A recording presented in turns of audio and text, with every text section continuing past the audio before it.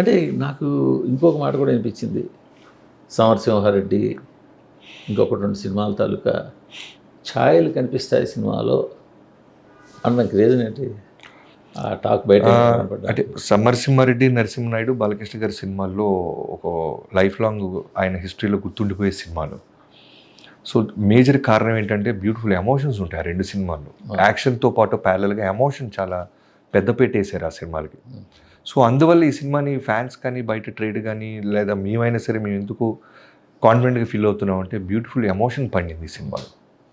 Emotion interval bang అప్పుడు కానీ లేకపోతే మధ్యలో క్యారెట్ డ్రైవ్ చేస్తున్నప్పుడు కానీ ఎక్కడైనా అనిపిస్తుంది అలా. ఆ సినిమా షేడింగ్ రాదు.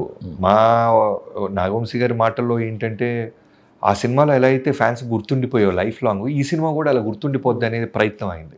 అది ఆయన మాట గురించి నేను అడగట్లేదు, ఇండస్ట్రీలో వినిపించే మాట గురించి. ఇదే కారణం ఏంటంటే అదే ఒక యాక్షను ఎమోషన్ 100కి 100 మార్క్స్ పడితే అలాంటి సినిమా అవుద్ది కదా అని. నాకు వచ్చిన రిపోర్ట్ ప్రకారం ఇంటర్వల్ బ్యాంగ్ చాలా అద్భుతమైన ఇంటర్వల్ బ్యాంగ్ ఉంది, పెద్ద ఫైట్ ఉంటుంది. అవును, ఒక ఫైట్ మాత్రం చాలా ఎదిరిపోయింది అని ఎంతవరకు నిజం?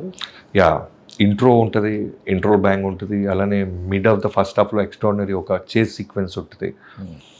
అలానే వీటన్నిటిని మించి సెకండ్ హాఫ్లో ఆ క్యారెక్టర్ చాలా బాగా వచ్చింది. ఇది డాకు క్యారెక్టర్ సెకండ్ హాఫ్లో ఉంటుంది. ఫస్ట్ హాఫ్ అంతా దాని ఛాయలు ఉంటాయి, సడన్గా తీసుకుంటారు. ఇదే ప్యాటర్న్ కదా మన సినిమాలు, కమర్షియల్ సినిమా ఫార్మేట్ అండి. మేము ఎక్స్పెరిమెంట్ అసలు నేను వంశీ గారు మేజర్గా నన్ను చాలామంది అంటుంటారు, సార్ మీరు మలయాళం ఫిల్మ్స్ లాగా ఎక్స్పెరిమెంట్ ఏదైనా చేయొచ్చు అంటే నేను వెళ్ళి టికెట్ కొనుక్కొని చూసుకొని హ్యాపీగా వచ్చేస్తాను తప్ప ప్రొడ్యూసర్ని స్టేక్ నాకు అర్థం కానీ ఆ వరల్డ్ నేను క్రియేట్ చేయలేను. ఇప్పుడు అర్జెంటుగా నేను మంచి పేరు తెచ్చుకోవాలి, చాలా క్లాస్ ఫిల్మ్ తీసేయడనే ప్రయత్నం నేను చేయను. నాకు బీసీ సినిమా విజిల్స్ పడాలి, ఒక సాలిడ్ క్యారెక్టర్ కనపడాలి, ఒకటి గొడ్డలు తీసుకుని ఎమ్మడి పడుతుంటే అడ్రినల్ రష్ పంప్ అవ్వాలి, అది నాకు ఇష్టం. నేను అదే ఫీల్ అవుతాను, అదే తీస్తాను. కానీ నాకు ఇంకొకటి కూడా తెలిసింది, మీరు ఈ సినిమాతో కొంచెం పక్కకి జరగాలి అవునండి అని అనుకుని సినిమా తీశారు. చాలా మంచి చాలా చాలా బ్యూటిఫుల్ మాట అడిగారు. ఈ సినిమాకి ఏంటంటే నాకు బికాస్ ఆఫ్ వాల్తేరి వేరే ఇలాంటి ఒక సినిమా హ్యూజ్ సక్సెస్ తర్వాత నాకు ఇంకా ఫ్రీడమ్ ఎక్కువ దొరికింది యాజ్ ఎ డైరెక్టర్గా ఎక్స్ప్లోర్ అవ్వటానికి.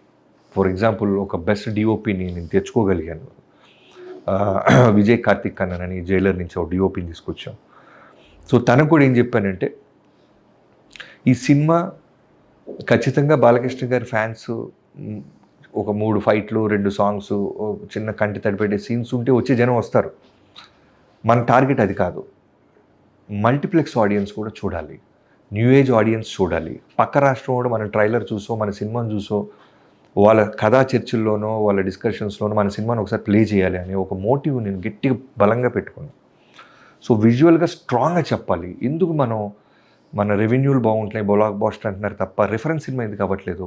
పక్క రాష్ట్రం వాడికి ఒక్క ఎపిసోడ్ అయినా రిఫరెన్స్ కావాలి, ఒక సాంగ్ అయినా రిఫరెన్స్ అవ్వాలి అనే ఒక బలమైన ఒక నెక్స్ట్ ఒక 10 అడుగులు ఎదగాలి అనే ఒక మోటివ్తో మొదలెట్టాము. దానికి అన్ని రకాలుగా సపోర్ట్స్ మాకు వచ్చినాయి. అది కంప్లీట్గా రిఫ్లెక్ట్ అయిందండి ఈ సినిమాలో.